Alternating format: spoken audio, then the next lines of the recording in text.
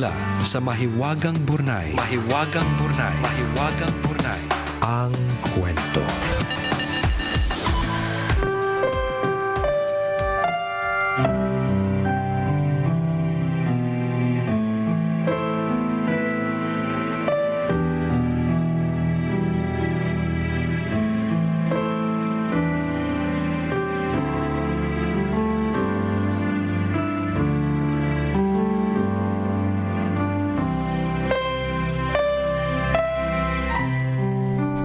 Ano ba tong bisita namin? Ang tagal-tagal sa restroom. Ang sakit na ng tiyan ko.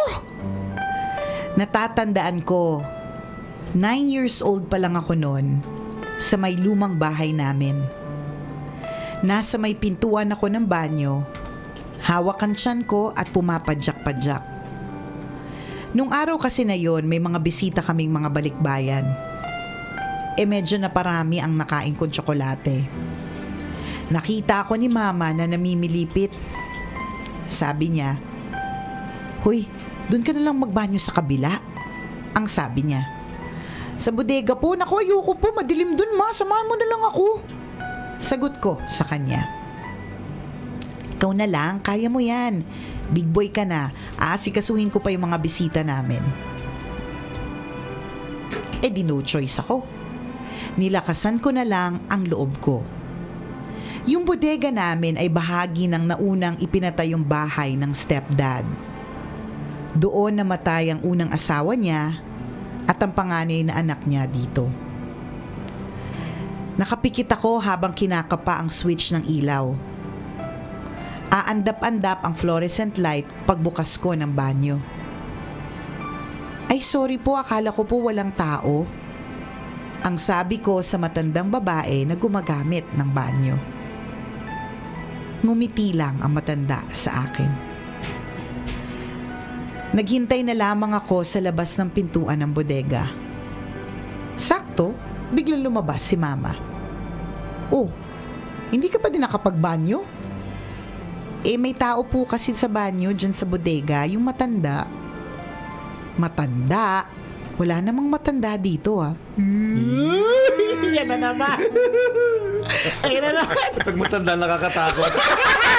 Grabe kayo, ha? Peace, Tangenyo! Peace naman, Tangenyo! Either bata or matanda. Oo nga, no? May bata sa banyo. Oo, may matanda sa banyo. Saka yung Oo. pare. Pero bakit yung madre mas nakakatakot kaysa sa pare, Oo no? nga.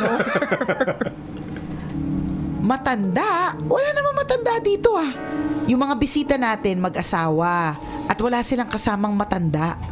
Ang sabi ni Mama. Parang umurong ang sakit ng tiyan ko nang marinig ko ito. Totoo nga ang balita na may matandang babae na nagpapakita sa bodega. Usapan na kasi noon dito sa amin. Akala ko panakot lang nila sa akin yon nung bata pa ako. Hanggang ngayong binata na ako, hindi ko makakalimutan ang itsura ng matandang babae na nakita ko. Kulay brown ang suot niyang duster na may ginantsilyong balabal na puti. Kulubot ang mukha at maputla ang mga labi. Tsaka parang pag ginanchilyo, parang nakakatakot, no? Pag may suot na ginanchilyo, di ba?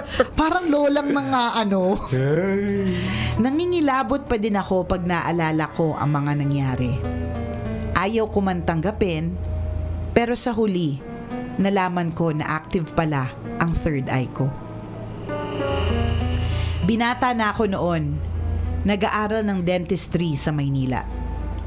Every other weekend, umuwi ako sa lumang bahay namin. Siyempre, iwas na ako sa bodega. Nagbonding kaming magpipinsan, naglaro kami ng unggoy-ungguyan. Matapos ang bonding, natulog na kami. Nang natutulog na kami ng isang pinsan ko, nagising ako kasi may batang tumatalon sa may corner ng kama. Yay! Diba? Nakakatakot yung matanda, nakakatakot yung pagbata. Abangan natin yung madre, baka sumali. Pagdilat ko, nakita ko ang isang batang lalaki, around 4 to 5 years old, nakasandong puti. Bumaba siya ng kama tapos tumakbo pa palabas ng kwarto. Nagigiggle at gustong magpahabol. Napatayo ako at hinabol ko na lamang siya ng tingin. Ang totoo, wala naman kasing bata sa bahay namin na gano'n ang edad. Takot si ako! Nagtalukbong na lamang ako, siniksik ang mukha ko sa likod ng pinsan ko at natulog ulit. Sanay na din naman ang pamilya ko sa mga kababalaghan na nararamdaman nila sa bahay. Mga tunog ng nagpa-flush ang toilet sa madaling araw, tunog ng may nagsasali ng bigas, tunog na nagwawalis ng mga tuyong dahon ng mangga sa labas at tunog ng nagbobomba sa poso. Pero ako lamang ata ang nakakarinig ng tunog ng isang napakabigat na baul na nakatali sa chains. Ano ba yan? May third eye na, auditory din, di ba? May ganon. Napapakinggan niya yung hindi na napapakinggan ng normal na tao. Na nakikita, napapakinggan. Hindi ko na lang din sinasabi na kahit sa apartment namin sa Project 4, may nararamdaman din naman ako. Ayoko tong maging friend. Na-realize ko. Marami kang Ang dami nalalaman. niya nalalaman eh. Gabi noon, nagre-review ako sa subject namin na jurisdiction. Kailangang kabisaduhin ang mga RA. Pagkatapos kong mag-review around 2 a.m., natulog na ako. Nakapwesto ang electric fan sa may paanan ko. After 20 minutes na nakapikit ako, bumaling ako sa left side at lumipat ang electric fan sa mukha ko. Oh my God!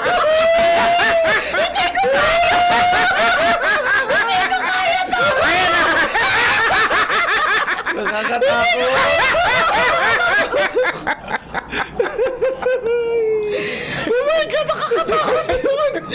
Ay, yung pagtalikod, pagbaling mong gano'n. Hindi ko kaya! Ang lamig-lamig at sobrang hangin, naka number 5 atang electric fan. Hindi ako makagalaw kahit gusto kong gumalaw. Hindi din ako makasigaw. Gusto kong sumigaw kasi may malaking lalaki na humihinga sa tenga ko.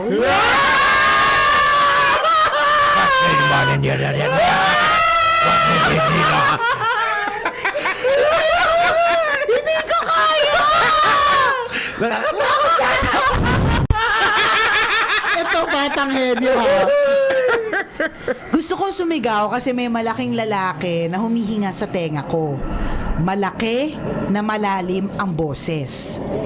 Ang nakakadagdag ng eagerness ko na sumigaw is nararamdaman ko yung balbas niya sa pisngi ko na sumasayat.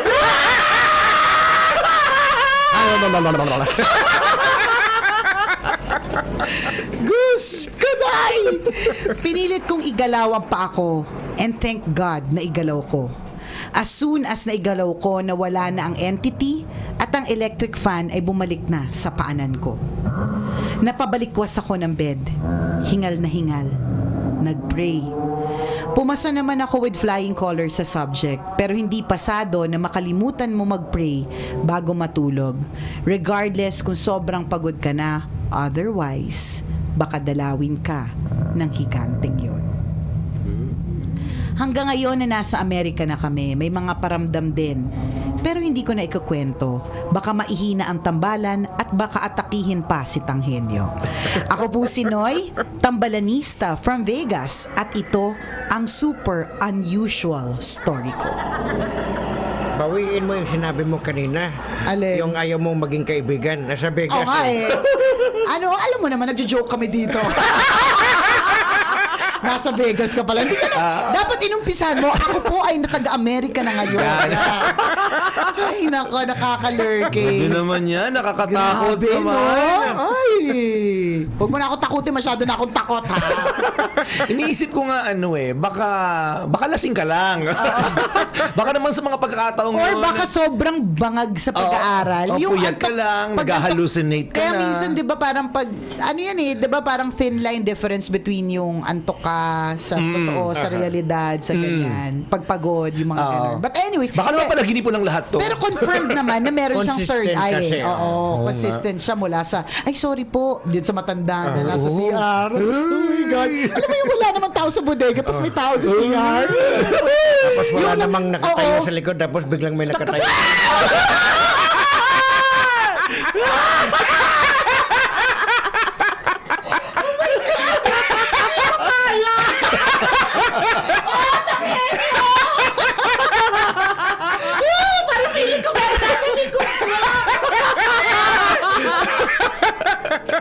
Naparaning sa kwento.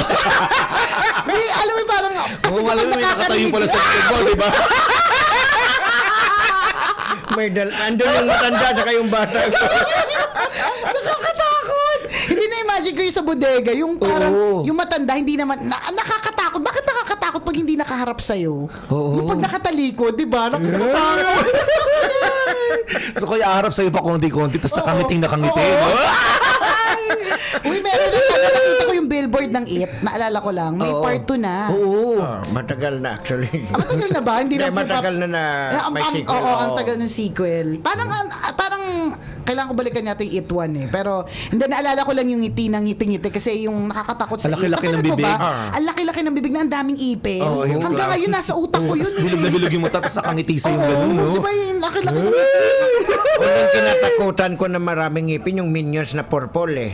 Alin yun? Yung sa Minions hindi napanood yun. Hindi ko napanood. Kakatakot din yun. Bakit nakakatakot yun?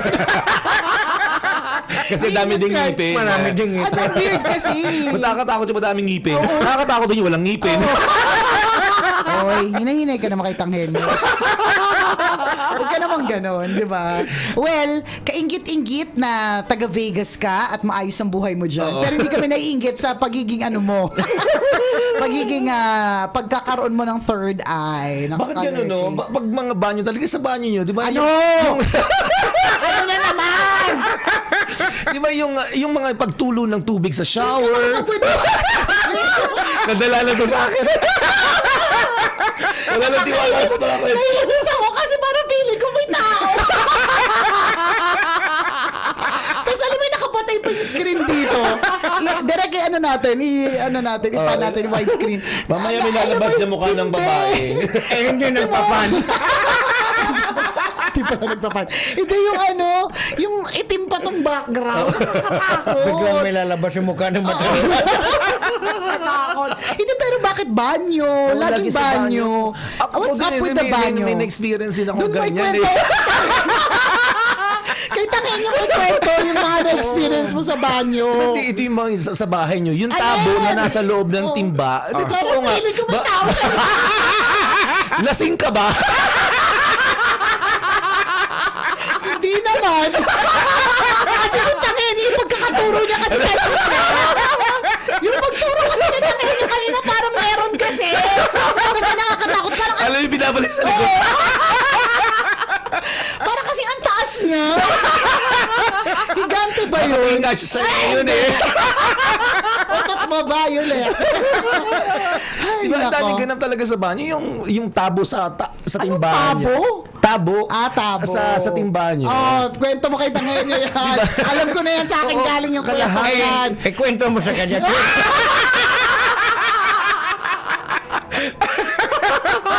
Masama ang tingin sa'yo, partner. Ay, talaga ba? Oh, bilog na bilog yung mata niya. Ganon. Tapos Ang pulang-pula. nakaka-lurky dito, ba't kita nyo? Ay, nako. Well, dati iniisip ko, parang sa Pilipinas lang ba yun? Kasi aswang, ganyan. Oo. Confirm, pati sa Amerika meron. Sinusundan, diba? no? Sinusundan siya. Yeah, Minsan nga daw, it's not the place eh. Minsan, it's the person. Yung tao.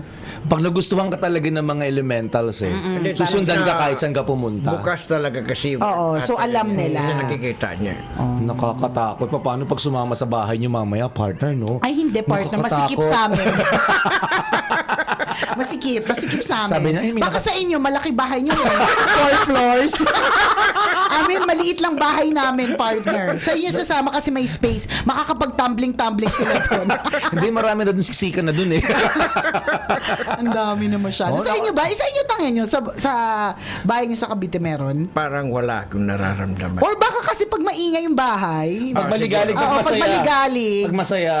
Oo. Hindi, pero totoo yun daw ha, na kapag ka ang isang bagay ay puno na, sabi ni Nick Nangit yun, ay puno ng negative na energy, malaki ang possibility na may mga elementong, hindi, na-attract yung mga elemento dun eh, sa negativity. So, yun. So, maintain a happy Atmosphere. atmosphere sa household po ninyo para hindi pasukan na negative. Pero bakit ako yung bahay na pinuntahan ko kamakailan lang? Ano na naman Masaya. yan? Ano, hindi ko na matapos yung kwento ko eh.